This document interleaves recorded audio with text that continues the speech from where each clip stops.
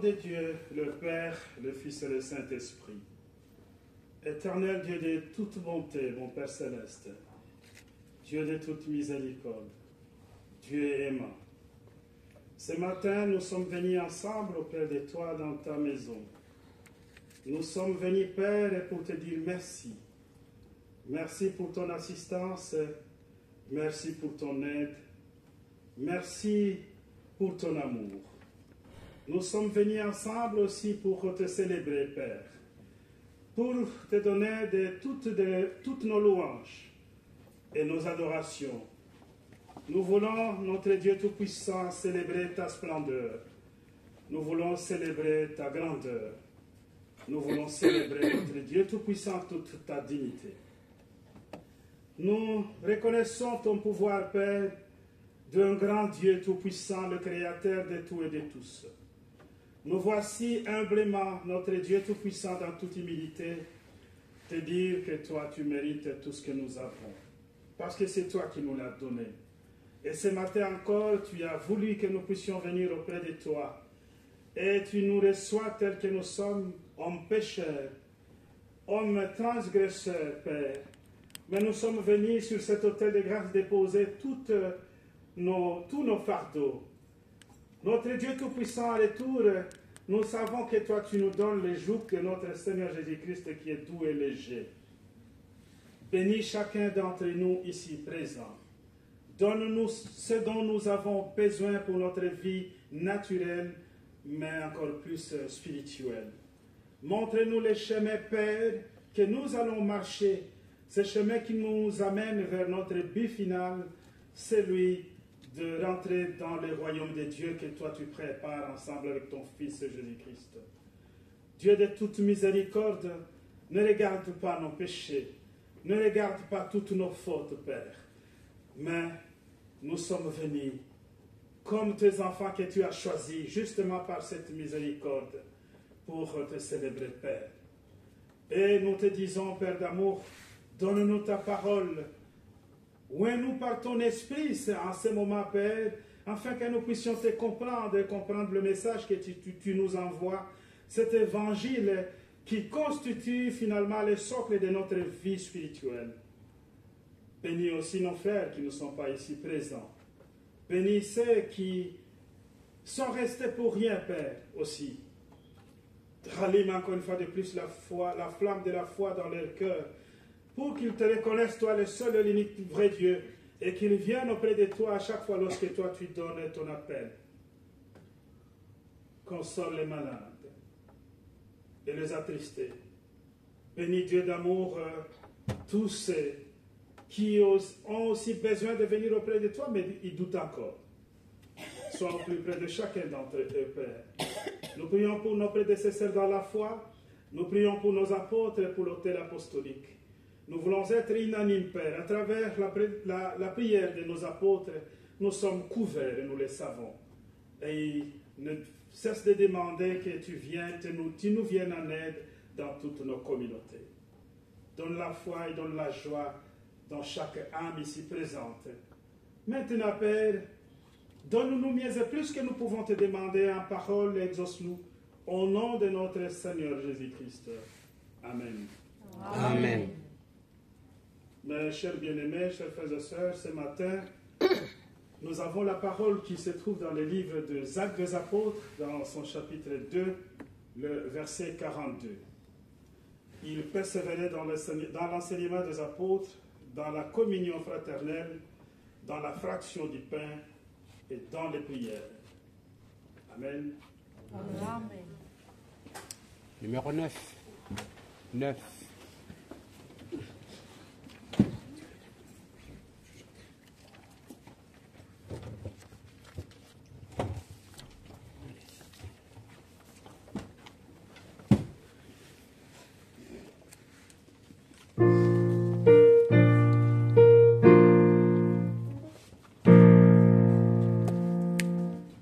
Au pied de mon maître,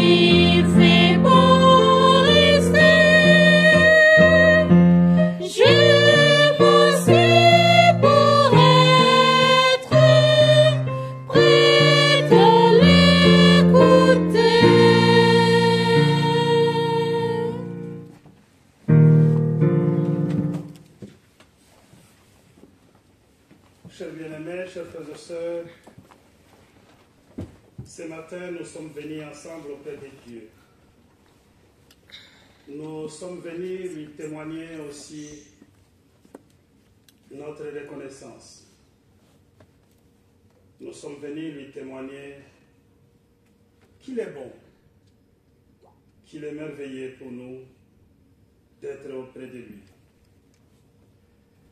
Au pied de mon maître, c'est le chant que vous avez choisi ce matin. Et nous sommes prêts à l'écouter. Chers frères et sœurs, écoutez le Seigneur ne peut être que la chose qui est souhaitée par chacun d'entre nous. Si aujourd'hui, le Seigneur s'est manifesté quelque part dans une vie, et que chacun d'entre nous écoutait que le Seigneur est quelque part, prenons l'exemple de Bruxelles ou de Liège, mais personne ne resterait à la maison. Ce fut aussi le cas autrefois, quand le Seigneur se manifestait.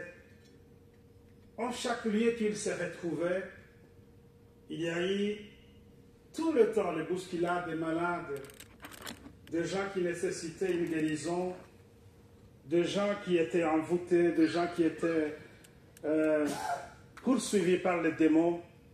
Ils avaient toujours cette envie de rencontrer le Seigneur parce que le Seigneur faisait quelque chose pour leur vie. Le Seigneur changeait d'un seul coup la vie de tous ces gens-là. Chers bien-aimés, ça n'a jamais changé. Le Seigneur, il est fait parce que le Seigneur, il travaille à travers son Esprit Saint. Et l'Esprit Saint se manifeste là où est érigé l'autel des grâces. Aujourd'hui, parfois, les gens essayent de chercher, de voir le miracle visible. Les gens, parfois, ils oublient que le Seigneur ne cesse de produire des miracles dans leur vie quotidienne, tous les jours. Nous sommes, chers bien-aimés, protégés. Nous sommes aimés. Nous sommes ceux qui reçoivent de l'aide tout le temps. Même si parfois, nous n'arrivons pas à comprendre que cette aide que nous avons reçue vient justement de notre Seigneur Jésus-Christ. Demandez aux gens qui voyagent plus, lorsqu'ils se mettent dans un appareil qui est appelé avion. Lorsqu'ils sont dans un avion, tout le monde a son cœur avec lui, surtout si c'est pour la première fois que vous voyagez. Il y a peut-être 5 ou 10% de personnes qui ne s'en fêtent même pas, ils oublient tout. Mais la plupart des gens, moi-même j'ai déjà vécu cette expérience plusieurs fois. Lorsque je suis dans un avion, je me sens un tout petit peu étouffé, je me sens un tout petit peu étourdi, je commence à penser à beaucoup de choses. Et je commence en ce moment-là à demander l'aide du Seigneur. Dieu protège-nous. Dieu ne regarde pas tous ceux qui ont commis des fautes, qui sont parmi nous. Même moi, j'ai commis des fautes. Mais protège-nous en sorte que nous puissions arriver à notre destination saine et sauve. Chers bien-aimés, chers frères et sœurs, lorsque l'avion arrive à destination, lorsque cet avion atterrit, il y a toujours des applaudissements de voyageurs ou passagers. Pourquoi est-ce que ces gens applaudissent? Ils n'applaudissent pas le pilote, ils n'applaudissent pas les copilotes, ils n'applaudissent pas parce qu'ils viennent de recevoir tout au long de leur voyage une nourriture, mais ils applaudissent parce que le Seigneur les a protégés de leur voyage. C'est quelque chose que je trouve que ça soit un riche, que ça soit un pauvre, que ça soit un athée ou un chrétien, un croyant, qui est dans l'avion en ce moment-là, tout le monde a une attention sur le Seigneur. Tout le monde pense à ce que le Seigneur lui vienne en aide, alors que nous devrions le faire tous les jours. Alors que ça devrait être quelque chose que nous devrions vivre tous les jours avec nous. Non seulement lorsque nous nous retrouvons plutôt dans une situation pressante, dans le sens où nous avons besoin vraiment nécessairement d'une aide. mais nous devons aussi le faire lorsque nous vivons dans notre quiétude, lorsque nous avons la joie, lorsque nous avons la fête, lorsque nous avons une ambiance qui est bonne, nous devons aussi penser à notre Seigneur. Et nous devons dire, c'est lui qui nous a accordé cette ambiance qui est bonne. C'est lui qui nous a assistés. C'est lui qui est en train d'assister notre famille. Et c'est ça la vie, mes bien chers bien-aimés, c'est ça la vie qu'avaient aussi nos frères et sœurs de la première église primitive que nous avons ici lu le passage. Ils persévéraient dans l'enseignement des apôtres, dans la communion fraternelle, dans la fraction du pain et dans les prières. Ils persévéraient. Chers bien-aimés, le mot n'est pas pris au hasard. Persévérer, c'est rester tenace, rester obstiné, rester ferme en ce qu'on a cru et en ce qu'on croit. On doit rester tenace à cela. Pourquoi est-ce que ces gens étaient persévérants dans le message de l'apôtre Pierre? Parce que ces gens, ils ont assisté à tout ce qui s'était passé autour du Seigneur. Ces gens, la plupart d'eux, ont participé aussi à la condamnation du Seigneur.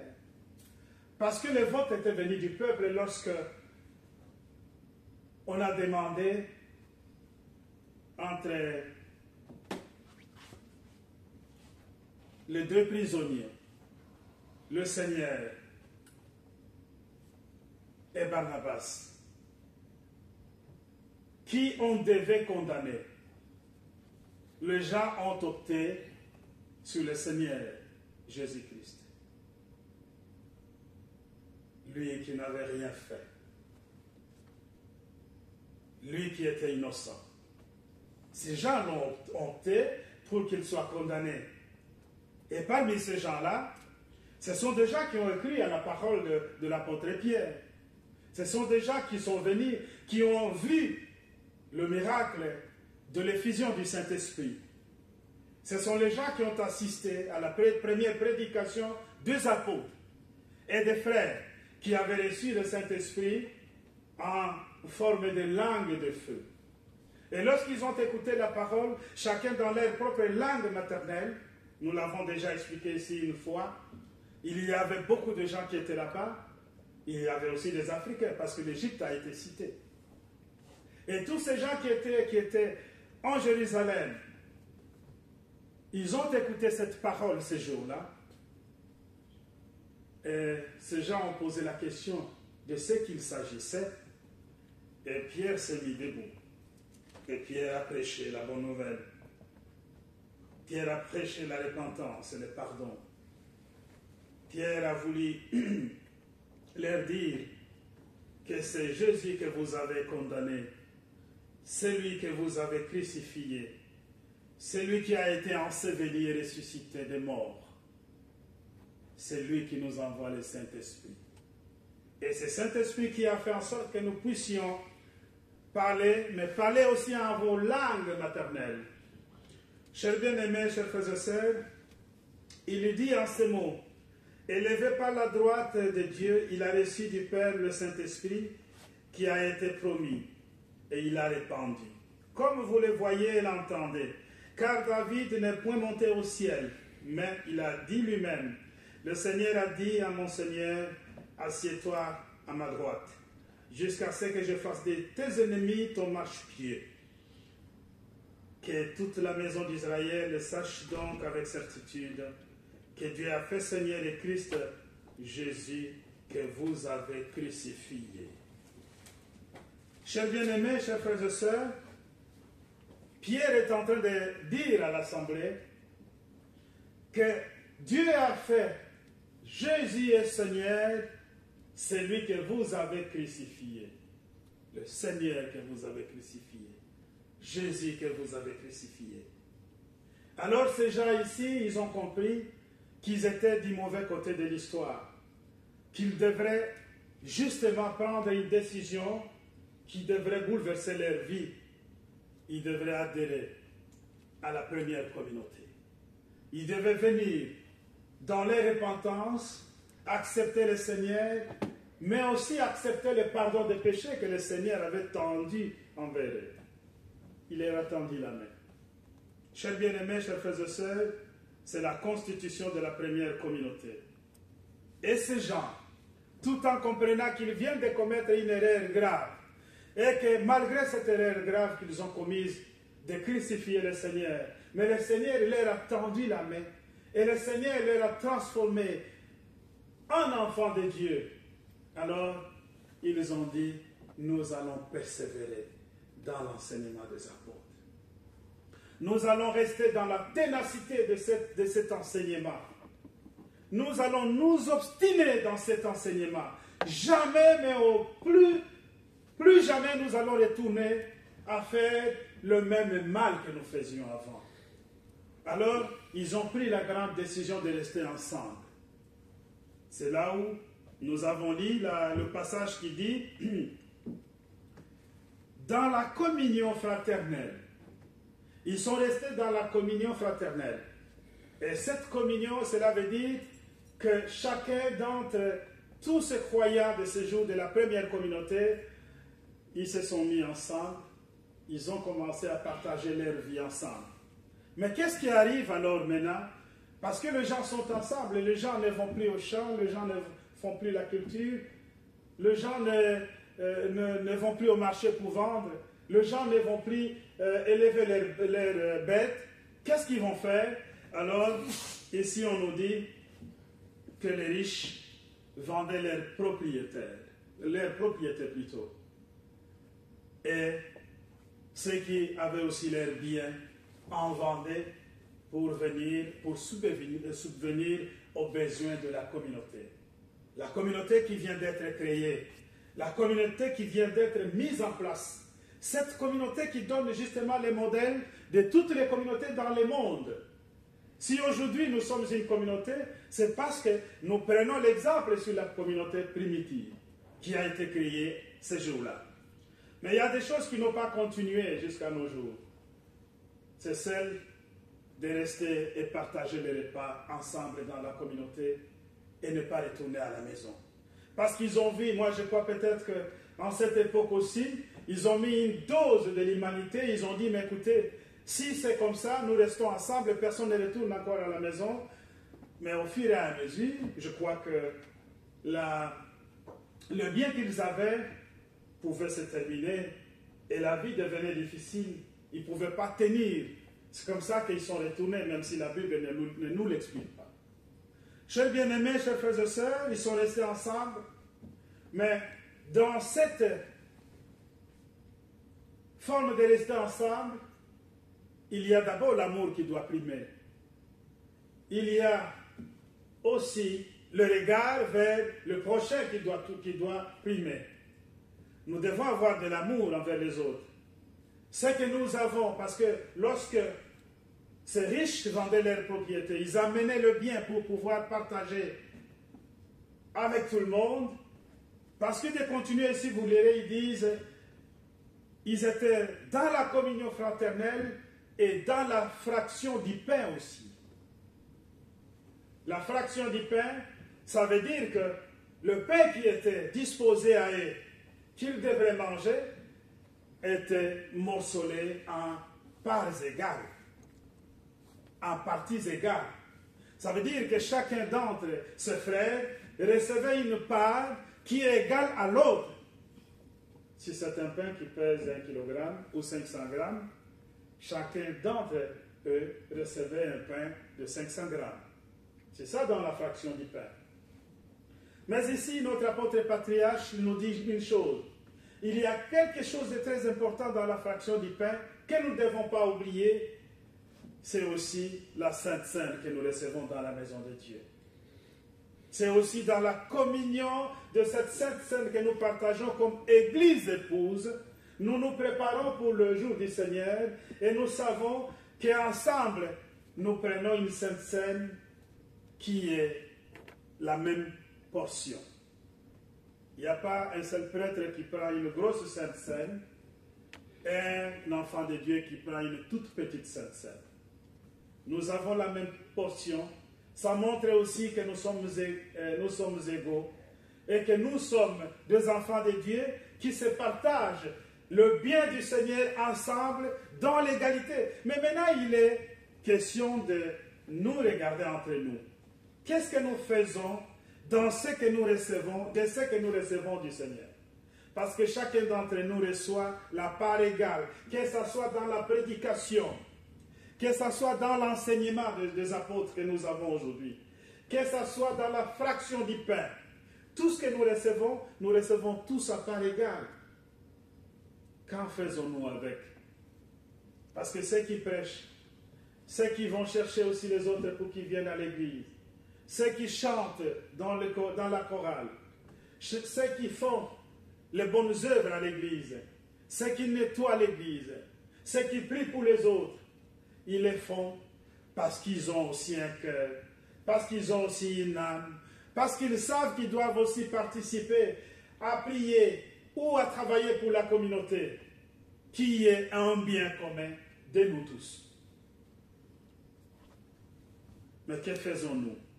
Nous qui ne faisons rien, alors que nous recevons la parole de Dieu qui est aussi une part égale dans la maison de Dieu ensemble avec tout le monde. Alors que nous recevons aussi la Sainte Seine qui est une part égale ensemble avec tout le monde. Que faisons-nous de cela? Nous restons, ne rien faire, aucune activité pour le Seigneur, alors que le Seigneur, c'est lui le propriétaire de tout et de tous. C'est le Seigneur qui décide sur nos vies. C'est le Seigneur qui décide sur ce que nous pouvons avoir comme richesse. C'est le Seigneur qui décide lorsque nous sommes malades pour que nous puissions guérir. C'est le Seigneur qui décide de nous enlever quelque chose qui est comme une écharpe, comme avait demandé une fois l'apôtre Paul au Seigneur. Enlève-moi cette écharpe, une charge qui accable la vie de chacun, parfois qui ne trouve pas de solution. Chers bien-aimés, chers frères et sœurs, dans cette communion, nous pensons aussi pour notre communauté. Dans les temples, il y avait les troncs d'offrande.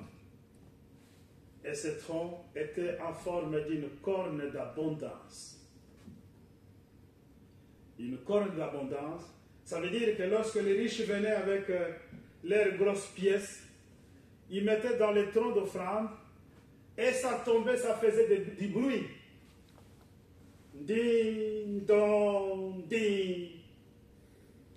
Tout le monde entendait que c'était une grosse offrande qui vient d'être mise dans les troncs.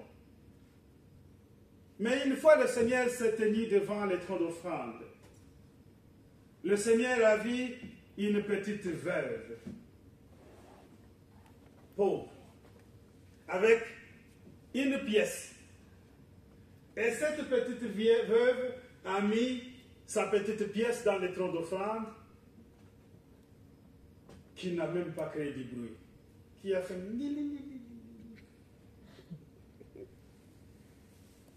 Mais le Seigneur a appelé ses disciples. Il leur a dit, de tous ceux qui ont mis de l'offrande ici aujourd'hui, dans ce temple, cette dame a mis plus que tout le monde. Cette veuve a mis plus d'offrande que tout le monde.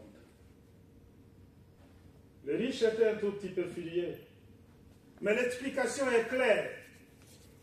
Que cette dame n'a mis que de son nécessaire, de ce qu'elle avait. Elle n'a pas pensé à sa vie. Elle a dit, je donne pour la vie de la communauté. Parce que la communauté, c'est pour notre Seigneur, c'est pour nous aussi. Mais les riches, ils ont donné de l'air superflu. Ils en avaient beaucoup. Il y en avait beaucoup de pièces chez eux, je crois, entassées dans des sacs. Mais cette veuve qui a donné de son nécessaire, son offrande a été mise à l'honneur ce jour-là par le Seigneur. Lui-même, je vous dis, le Seigneur lui-même a mis à l'honneur l'offrande de cette veuve. Mais c'est aussi l'intention, chers bien-aimés, que nous avons d'apporter de l'offrande dans la maison du Seigneur. Ça n'a pas changé. C'est aussi le cœur que nous disposons à donner cela. Ne pensez pas que vous donnez à quelqu'un. Dites-vous tout simplement, je donne à mon Seigneur. Je donne pour la constitution de ma communauté. Je donne pour que la communauté puisse fonctionner. Je donne pour que mes frères retrouvent la parole de Dieu. Je donne pour que nous ayons aussi des livres et des cantiques. Je donne que nous puissions avoir de la Sainte Seine.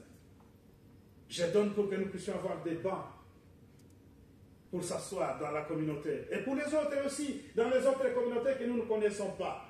Je donne parce que je veux que ma communauté puisse avancer. Je donne pour que mes apôtres puissent sillonner dans le monde et qu'ils amènent la bonne nouvelle à toutes les nations. Donnez avec votre cœur. Chers bien-aimés, j'ai entendu une histoire d'un pasteur qui disait quelque chose qui m'a beaucoup intéressé. Il dit une fois, dans une assemblée en Asie, le pasteur qui avait beaucoup prêché, et les gens sont venus nombreux, il sentait le besoin de faire une communauté. Les besoins étaient là, mais il n'avait pas de moyens. Et il a demandé à tous ceux qui avaient écouté la parole de Dieu d'amener de ce qu'ils ont pour qu'ils arrivent à construire une communauté. C'est toujours les pauvres qui sont en avant.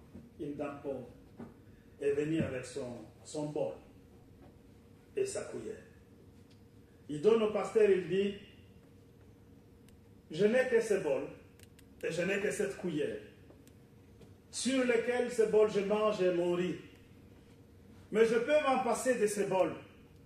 Je voudrais tout simplement donner ça au Seigneur. Et pour mon riz, je vais m'arranger une feuille de chou ou une feuille de bananier et je mettrai mon riz là, dedans. Et pour ma cuillère, j'en ai plus besoin parce que Dieu m'en a donné de naturel. J'ai mes doigts. Je peux manger avec mes doigts. Vous savez ce qui s'était réalisé en même temps? Il y avait un touriste américain qui était comme par hasard, qui s'est arrêté comme par hasard pour écouter aussi la parole. Et c'est riche. Lorsqu'il a vu le cœur qu'avait cette dame, cette pauvre dame, il a dit, donnez-moi ce bol, donnez-moi cette cuillère, et moi je vais passer un chèque pour que vous puissiez construire l'église. Chers bien-aimés, chers frères et sœurs, l'Américain a passé un chèque et le membre n'avait pas besoin de continuer la contribution parce que le chèque a suffi pour construire l'église. Chers frères, chères sœurs, auprès du Seigneur, nous savons que nous avons des besoins naturels, spirituels. Nous avons des besoins parfois qui dépassent notre imagination. Un enfant de Dieu ne peut pas vivre avec un besoin qui dépasse tous les besoins possibles. C'est vrai que nous vivons dans un monde où tout le monde est sur la course de la richesse. Mais n'oublions pas qu'un enfant de Dieu doit vivre la vie qui est digne d'un enfant de Dieu. Mais la vie digne d'un enfant de Dieu, l'enfant de Dieu se contente de ce qu'il a. Mais aussi fait un effort en ce qu'il a, qu'il puisse partager cela avec son Dieu, avec son Jésus-Christ. Ça veut dire aussi dans l'offrande que nous mettons dans la maison de Dieu. C'est ça aussi l'esprit de la première communauté qui a été constituée, de la communauté primitive qui a été tenue par les apôtres. Et cette communauté a reçu justement l'enseignement des apôtres, l'enseignement de Jésus-Christ. Nous avons aujourd'hui l'enseignement des apôtres, l'enseignement de Jésus-Christ avec nous. Chers bien-aimés, chers frères et sœurs, la parole de Dieu, la prière, qui est justement le dernier mot ici sur ces 4 points que nous avons énumérés. Ils persévéraient dans l'enseignement des apôtres, dans la communion fraternelle, dans la fraction du pain et dans les prières. Nous sommes ensemble dans la communauté, nous faisons des prières, mais des prières, chers bien-aimés, efficaces, sont des prières d'ensemble, sont des prières que nous faisons dans la communauté. Combien de fois nous avons été animés lorsque nous écoutons autour de nous, à gauche et à droite, notre frère est en train de prier le Notre Père avec joie et ferveur. Combien de fois nous avons été aussi, nous, amenés à avoir cette attitude aussi. Mais si le frère le dit comme ça, moi aussi, je dois le dire. Parce que dans la prière, Dieu nous entend et Dieu nous répond. Nous avons passé des moments difficiles sur Verviers, vous le savez. Nous avons commencé par les inondations. Ce n'était pas facile. Il y a eu des morts ici sur la ville. Les gens, quelques-uns, n'avaient plus d'habitation. Il y a eu les assurances qui sont mises en place pour pouvoir aider les gens qui étaient dans la détresse. Combien de fois nous nous sommes demandé, nous devons prier pour cela. Et nous l'avons fait, parce que nous avons dit, nous sommes des enfants de Dieu, nous ne devons pas nous en passer de ce qui se passe maintenant, nous devons prier pour notre vie.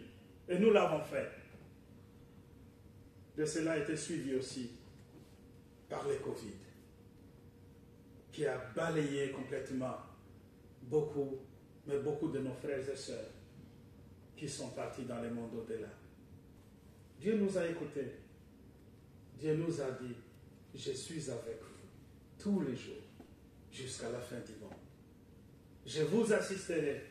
Parce que la parole qu'il a donnée aux apôtres, cette parole qui a été prononcée et prêchée, et cette parole qui a retrouvé justement le cœur de la première communauté, cette parole qui a donné la force que ceux qui étaient dans la première communauté puissent constituer une communauté, de rester ensemble, de vivre une vie d'ensemble, de manger, de partager le pain ensemble, de prier ensemble. Cette parole est allée jusque vers nous. Cette parole nous a rencontrés. Cette parole nous a donné aussi l'envie de venir auprès du Seigneur. Mais cette parole doit nous donner aussi l'esprit de la persévérance. Nous avons persévéré pendant la Covid. Nous avons persévéré pendant les inondations. Nous avons persévéré pendant les maladies. Nous avons persévéré pendant des situations difficiles dans nos familles. Et nous sommes avec le Seigneur. Ce n'est pas une peine perdue. Chers bien-aimés, sachez-le que votre persévérance payera. Mais il faut faire suivre cette persévérance en écoutant les enseignements des apôtres dans l'Église. Nous devons venir à l'Église écouter les enseignements des apôtres et aussi en partageant ensemble la fraction du pain qui est la Sainte Seine, qui est mise ensemble pour nous tous. Chers bien-aimés, parce que le Seigneur l'a constituée. C'était une institution de notre Seigneur Jésus-Christ par lui-même. Mais aussi, nous devons persévérer dans la prière. Persévérer dans la prière, dans la communauté, la prière d'ensemble, la prière commune, mais aussi persévérer chez vous, à la maison, dans la prière. Priez. Ne dites pas, mais qu'est-ce que j'ai dit? Nous avons déjà commencé peut-être à éclaircir ce que c'est la prière. Nous avons dit beaucoup de choses. Nous avons amené des éléments qui peuvent vous aider même à la maison pour que vous puissiez parler à votre Dieu. Vous n'avez pas besoin d'aller chercher des mots. Vous n'avez pas besoin de parler en langue pour parler à Dieu. Dites à Dieu tel que vous parlez à vos familles. Dites à Dieu tel que vous parlez à vos mamans, à vos papas. Dites à Dieu tel que vous parlez à vos enfants. Père, je viens auprès de toi. J'ai besoin de ceci. J'ai besoin de cela. Protège mes frères. Protège ma communauté. Sois avec ma famille. Bénis ma famille. Bénis ma communauté. Bénis ma sœur qui est malade. Assiste celui qui est en train de souffrir. Donne la parole aux serviteurs, afin que nous puissions être aussi ceux qui bénéficient de cette parole. Chers bien-aimés, chers frères et sœurs, que la persévérance soit celle qui nous accompagne dans toutes nos actes. Amen. Amen. Je vais appeler le diacre qui va m'assister pour quelques minutes et la chorale peut chanter un chant.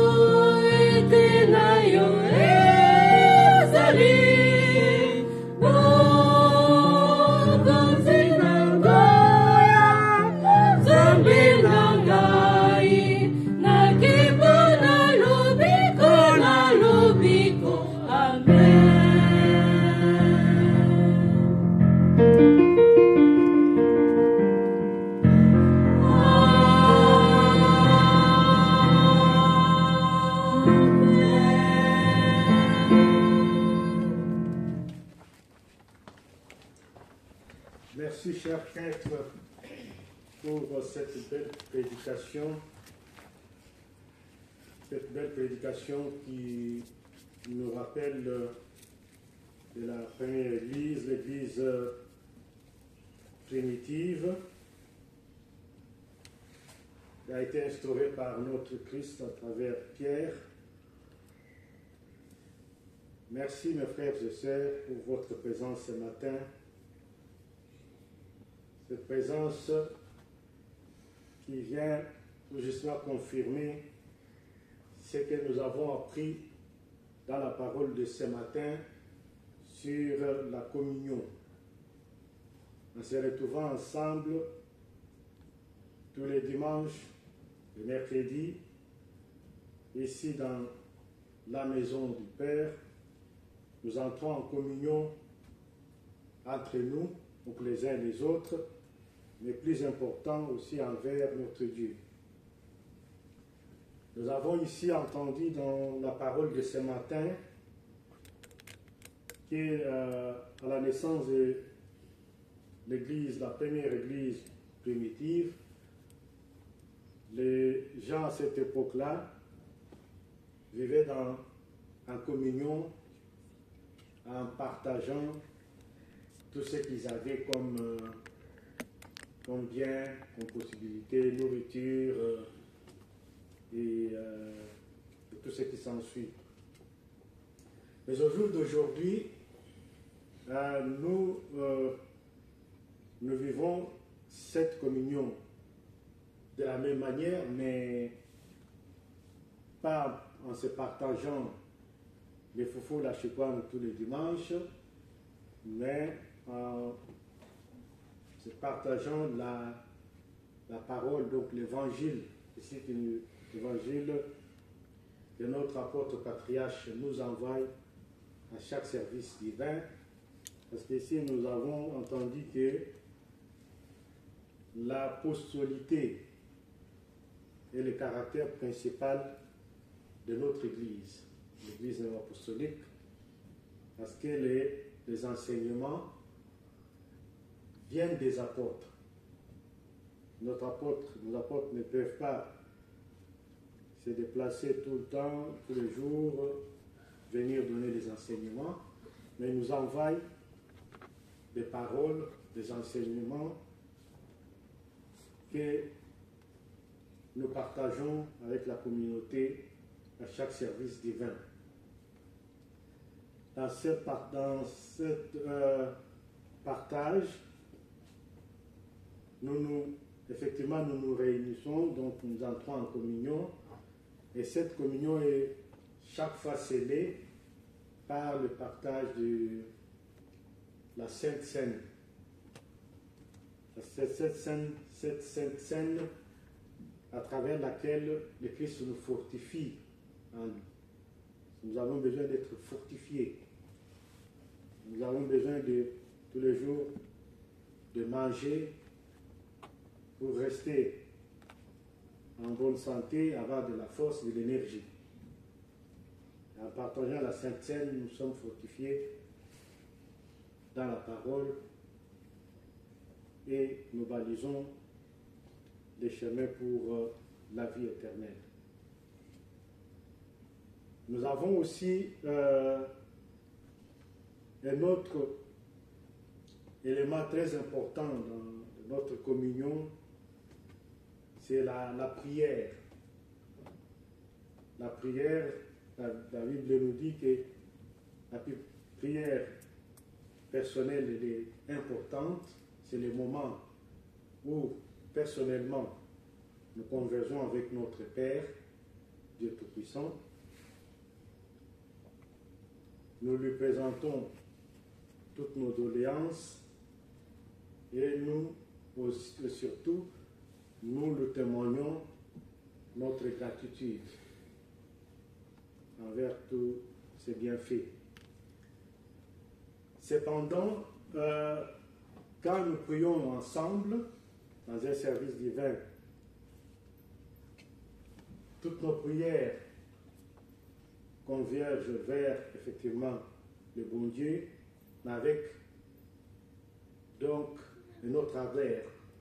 Ce n'est plus comme la prière individuelle, mais ça, donc une autre puissance peut-être est multipliée à 30, tout dépend du nombre que nous sommes.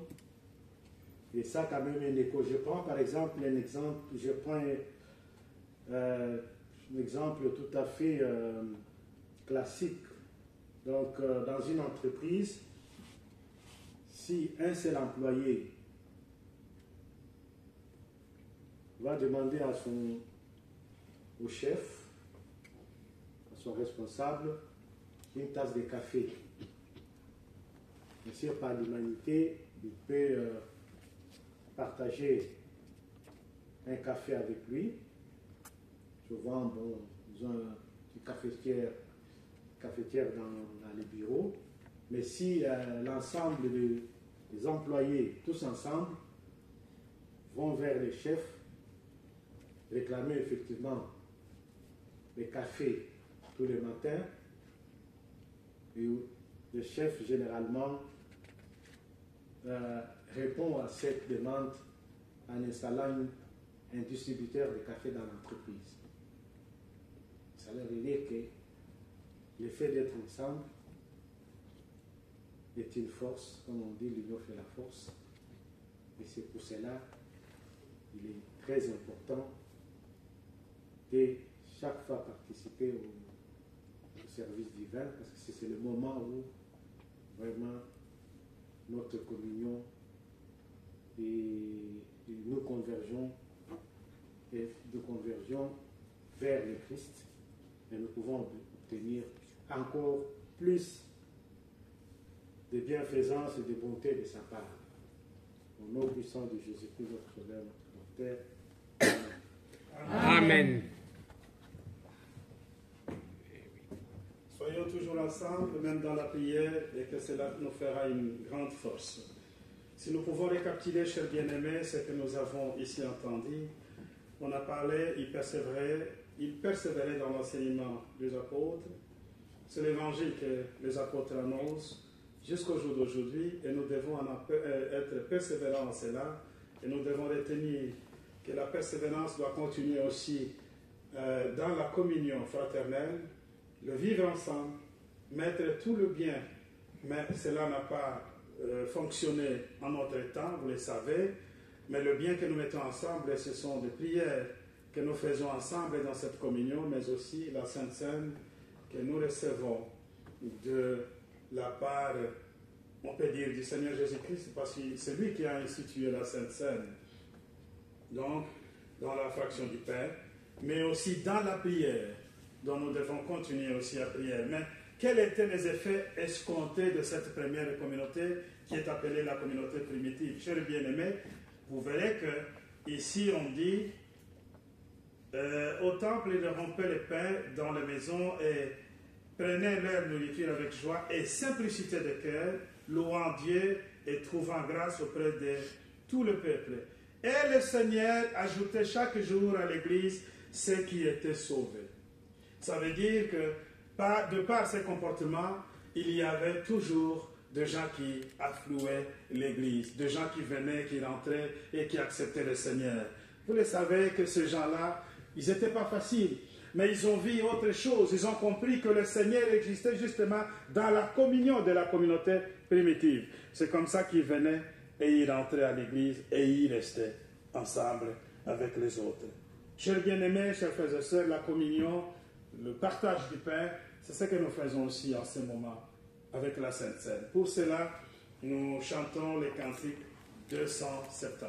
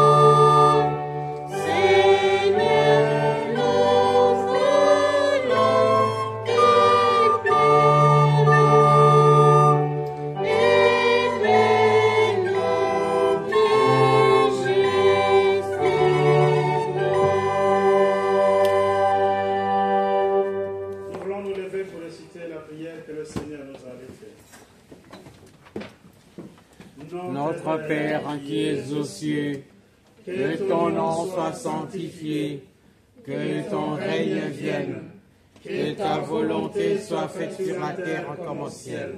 Donne-nous aujourd'hui notre pain quotidien.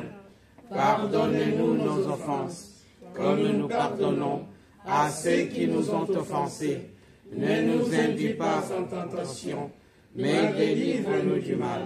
Car c'est à toi qu'appartiennent, dans tous les siècles, le règne, la puissance et la gloire. Amen. Selon la mission que j'ai reçue de l'apôtre et mon mandat, je vous annonce la bonne nouvelle. Au nom de notre Seigneur Jésus-Christ, le Fils du Dieu vivant, vos péchés vous sont pardonnés. La paix du ressuscité soit avec vous. Amen. Amen. Éternel Dieu de toute miséricorde, merci pour ta grâce que tu viens de nous accorder en ce moment, en nous pardonnant le péché. Merci pour cette communion que tu nous as rappelée aujourd'hui aussi, cette communion fraternelle, mais ce partage du pain ensemble, mais aussi cette communion dans la prière, que nous devons rester toujours tenaces, que nous devons nous abstenir à chaque fois, afin que nous puissions, Dieu d'amour, continuer à faire des choses et de grandes choses dans ton Église. Et maintenant, Père, digne que nous sommes devenus, nous voudrions nous asseoir sur cette table pour prendre le corps et le sang de notre Seigneur Jésus-Christ en toute humilité. Amen. Amen. Nous allons célébrer la Sainte Seine.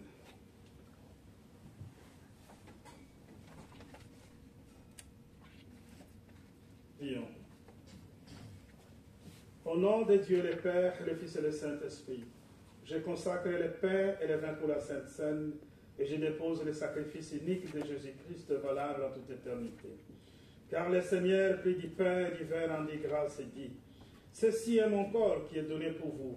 Ceci est mon sang, le sang de la nouvelle alliance, qui est répandu pour beaucoup pour le pardon des péchés.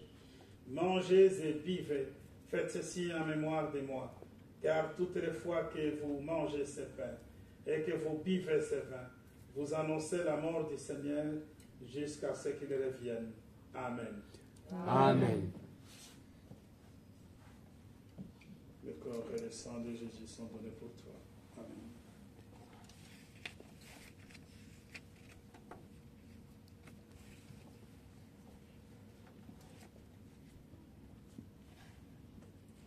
Asseyez-vous, s'il vous plaît.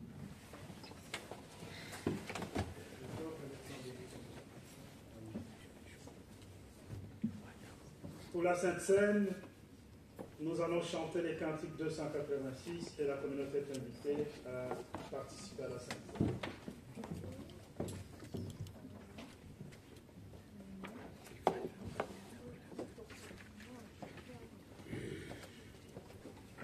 Le corps et le sang de Jésus sont donnés pour toi.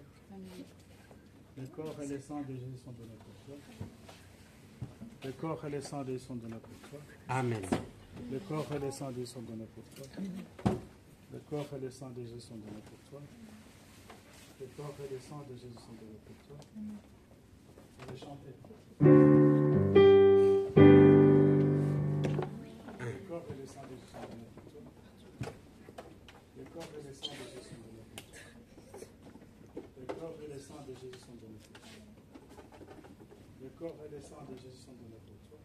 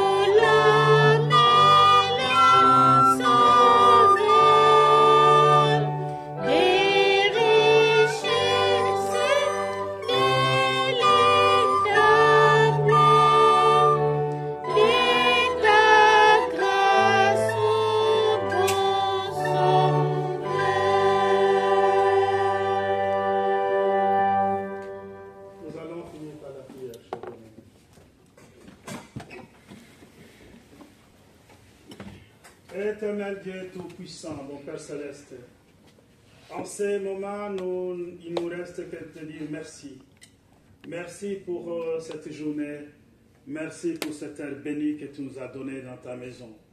Merci pour cet enseignement, Père, que tu nous as montré combien nous devrions être unis, mais aussi constituer une communion éternelle et fraternelle pour que nous puissions partager le repas du Seigneur ensemble, mais aussi la prière.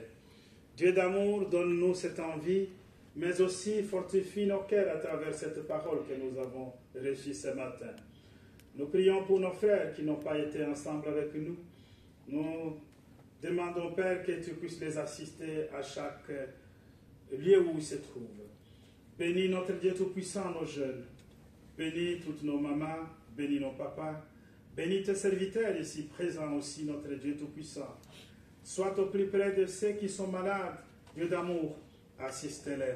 Mais aussi donne-nous ce dont nous avons besoin pour pouvoir vivre sur cette terre, tant sur le plan naturel, mais aussi spirituel. Bénis tes enfants qui t'ont apporté de l'offrande dans ta maison. Remplis notre Dieu Tout-Puissant, leur cœur avec beaucoup d'abondance d'amour. Unis-nous dans la prière de tous, exauce-nous. Au nom de notre Seigneur Jésus-Christ, nous t'avons ici prié. Amen. Amen. Que la grâce de notre Seigneur Jésus-Christ, l'amour de Dieu le Père et la communion du Saint-Esprit soient avec vous. Amen.